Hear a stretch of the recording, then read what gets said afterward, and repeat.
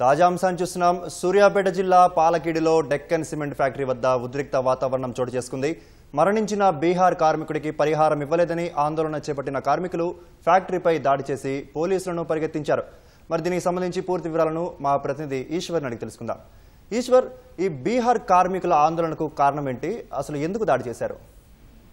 Right Chandu, Suryapet జిల్లా పాలకేడు వద్ద ఉన్నటువంటి డెక్కన్ సిమెంట్ ఫ్యాక్టరీలో సుమారు 200 పైగా కార్మికులు అయితే పనిచేస్తున్నారు. ప్రస్తుతం అక్కడ డెక్కన్ సిమెంట్ ఫ్యాక్టరీకి సంబంధించి 3వ యూనిట్ పనులు అయితే కొనసాగుతున్నాయి. ఈ పనులకు సంబంధించి ఇక్కడ బీహారు, యూపీ, జార్ఖండ్ సంబంధించిన వివిధ ప్రాంతాల నుంచి కార్మికులు పెద్ద సంఖ్యలో వచ్చారు. సుమారు ఇప్పుడు మొత్తం కూడా 250 మంది అయితే ఈ 3వ యూనిట్ నిర్మాణం కోసం అయితే పనిచేస్తున్నారు. ఈ క్రమంలో నిన్న సాయంత్రము బీహార్ చెందినటువంటి కార్మికుడు వినోద్ అనే వ్యక్తి నిన్న వీక్ ఆఫ్ కాపుతోటి రూమ్ లోనే ఉన్నాడు. అయితే ఆయన సాయంత్రం పూట బయటికి వెళ్లే క్రమంలో ఒక్కసారిగా కుప్పకూలిపోయాడు. వెంటనే అక్కడ ఉన్నటువంటి స్థానికులు, అక్కడ కార్మికులందరూ కూడా పుట్టిన అక్కడ డెక్కన్ సిమెంట్ ఫ్యాక్టరీకి సంబంధించినటువంటి ఆసుపత్రికి తీసుకెళ్లారు. అక్కడ కొంచెం ఇబ్బందిగా ఉంది, పరిస్థితి విషమంగా ఉంది కాబట్టి మీరు మెరుగైన వైద్య సేవల కోసం మేలు కూడా తీసుకెళ్లాలని చెప్పారు. వెంటనే అక్కడ కార్మికులందరూ కూడా ఒకటోన ఆ కార్మికుడు వినోద్ని మీరాలు కూడా ఆసుపత్రికి తీసుకెళ్లారు. అక్కడ తీసుకెళ్లిన వెంటనే అక్కడ వైద్యులు పరిశీలించి ఇతను దారి మధ్యంలోనే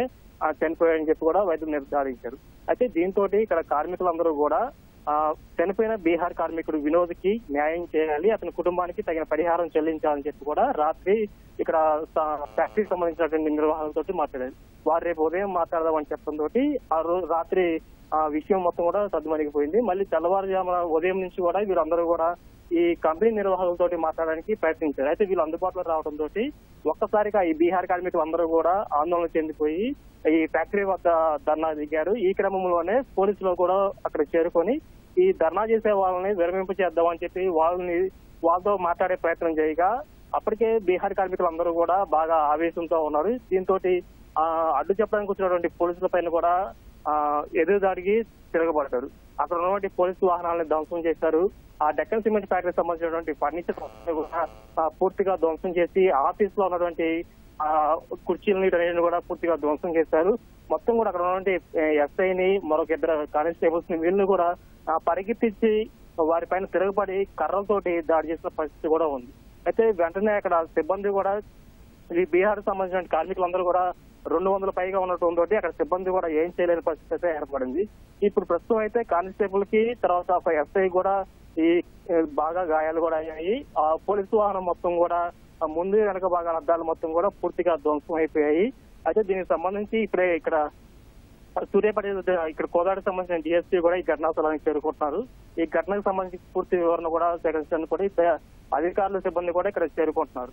అయితే ఇక్కడ కార్మికులు చెప్పేది ఏంటంటే ఇక్కడ తమకు సంబంధించినటువంటి కార్మికుడు వినోద్ అనే వ్యక్తి 40 సంవత్సరాల ఉన్నటువంటి వ్యక్తి చనిపోయాడు. అతని వెంటనే ఈ ఫ్యాక్టరీకి సంబంధించిన నిర్వాహకులు అతని కుటుంబానికి పరిహారం చెల్లించాలి. పరిహారం చెల్లించే వరకు కూడా తాము ఈ నిరసన అనేది విరమించము, ఈ ఆందోళన అనేది కొనసాగుతుంది. ఎవరైనా ఈ కంపెనీకి సంబంధించిన నిర్వాహకులు వచ్చి తమకు ఒక స్పష్టమైన హామీ ఇచ్చి ఆ కుటుంబానికి తగిన న్యాయం చేసే వరకు కూడా ఆందోళన విరమించమని చెప్పి కూడా ఇక్కడ బీహార్ కార్మికులు అయితే ఇంకా ధర్నా కొనసాగుతున్న పరిస్థితి ఉంది. అయితే ఈ క్రమంలోనే ఇక్కడ 2 పోలీసులు కూడా గాయాలయ్యి ఈ పోలీసు వాహనం కూడా పూర్తిగా ధ్వంసమైన పరిస్థితి కూడా ఉంది. ఇది ఇక్కడ ఉన్న తాజా సమాచారం. రైట్, ధన్యవాదాలు ఈశ్వర్.